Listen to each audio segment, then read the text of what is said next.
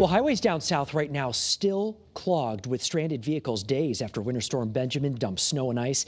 Check out Mississippi here. The state mobilized 135 snowplows to help clear several frozen interstates. Look at all those trucks and that traffic left there.